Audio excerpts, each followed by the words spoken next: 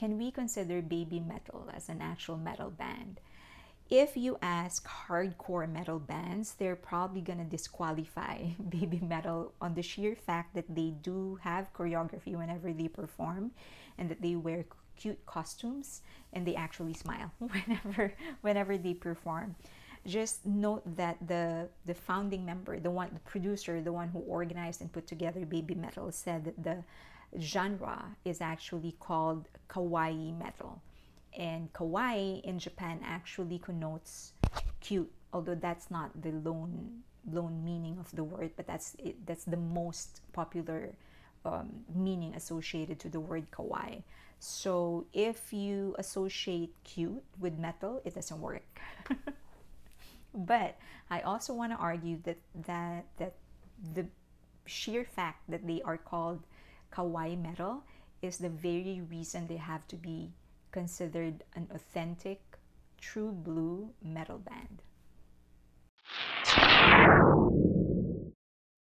Before we jump into trying to understand why I said baby metal should be considered an actual authentic metal band based on the fact that they are considering themselves or calling themselves kawaii metal, let's get to know the band first. So kawaii baby metal is composed of 3 performers.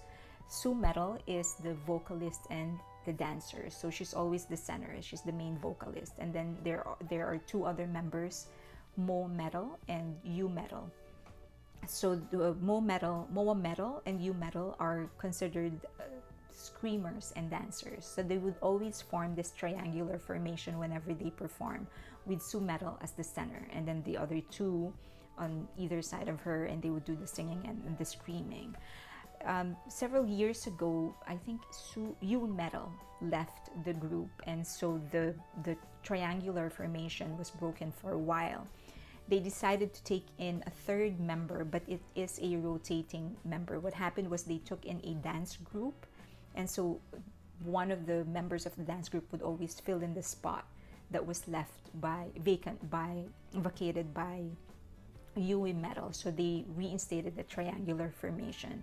They do have a band. I think it's now the fixed band that would always travel with them whenever they go on tour or whenever they perform. The producer, or the guy that put together baby metal, his name is Koba Metal, and he said that he didn't actually choose the members. It was a divine thing. So he got this message, this divine message, from whatever entity that may be, and he was told who to get for the band.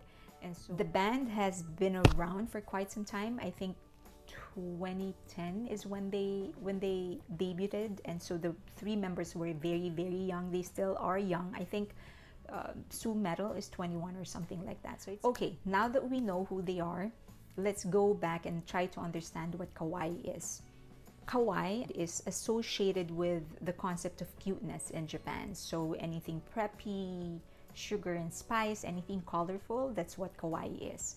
But the word kawayushi or kawayoshi actually was first mentioned in the Taisho era, and I hope I'm pronouncing it right.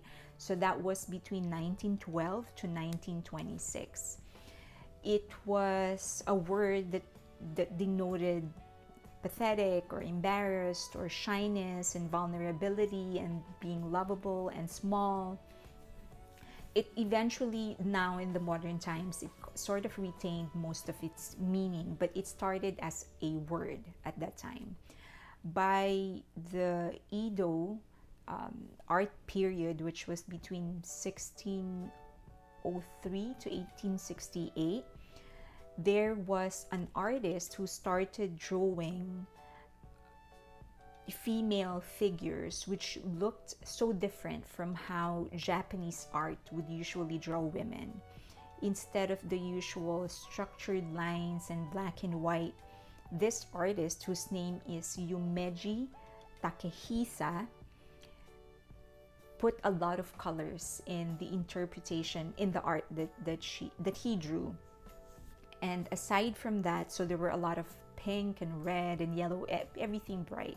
Aside from that, instead of the usual small eyes of the Japanese, he incorporated the round eyes, which is normally associated with the Western culture or with the Western race. And so it was a fusion. It was so different that it caught the attention of a lot of people. So from being just like just a painting, a lot of other people caught on to that because it was so different, and it inspired the Takehisa is actually a guy, but it inspired other women to adapt and evolve that same style, which essentially became the mother of Kawaii. So although the actual artwork or the actual art style started evolving, the concept actually remained the same. Round eyes, big round eyes, and a lot of colors and a lot of different hairstyles. So they did away with the usual structured clothing and the kimono. It was just a whole new era for Japanese art at that time. However, they associated kawaii with people of lower rank. So when you are called a kawaii, it usually means you're poor or you're not respected in the society. Before we delve even deeper into that, let's understand and wrap our brains around the fact that Japanese as a culture puts a lot of importance in social classes, in your social status. So they're not individualistic, they're very social.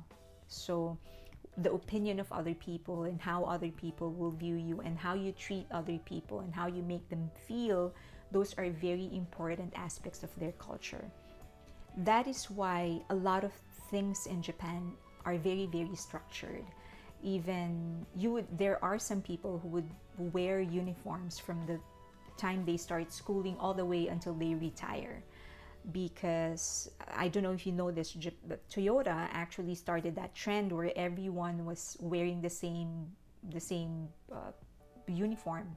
Whether you're a janitor or an office worker or the CEO, they would always wear the same clothes. And so for them, that means that everyone's the same.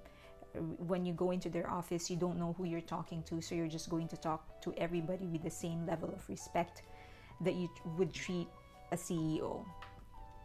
Aside from that, there are expectations, behavioral expectations. So women are supposed to behave a certain way, mothers are supposed to behave a certain way, men are supposed to behave a certain way, and so on and so forth. Now with this splash of colors, this different art style, it started or inspired some sort of a revolution or a rebellion against this very strict social structure. It was used by young people as a jump off point to express their desire for more individual recognition. They wanted to break away from the structure and the expectations. And so as before, it was just women who were joining the revolution, this art revolution, but eventually it started just getting everybody in. So from men to women, old to young, it just became a statement of rebellion. I think it was the 70s when Hello Kitty came out, and it was a commercial success.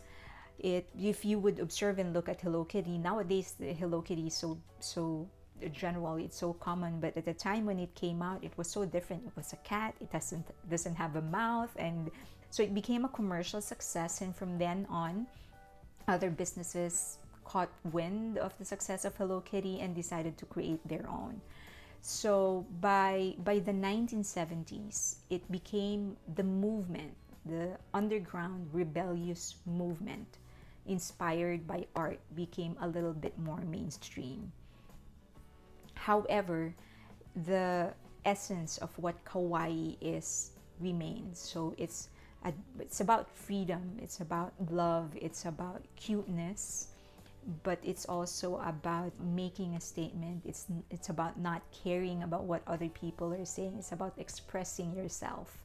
It wasn't long until fashion became the front line of kawaii, because it's the most visible and because it's so marketable. Hello Kitty, the stuffed animal and the pencils, those are not necessities, but clothes are necessities. And so that sort of became the biggest draw of Kawaii.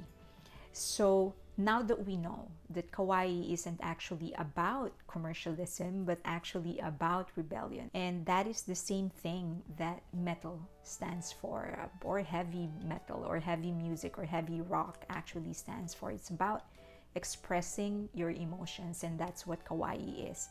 Kawaii was actually the act of rebellion against the structured and more formal social structure of Japan.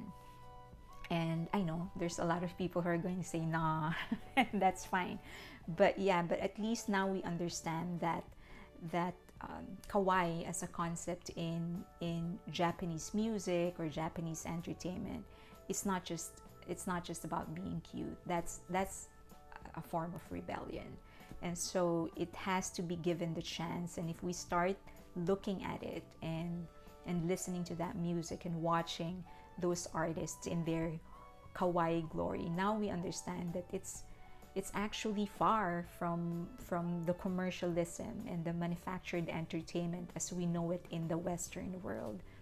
Yeah, it's actually a rebellious art. And so the kawaii emotions and the kawaii presentation of baby metal is an act of rebellion. It is actually art. But yeah, do check out more kawaii stuff from Japan.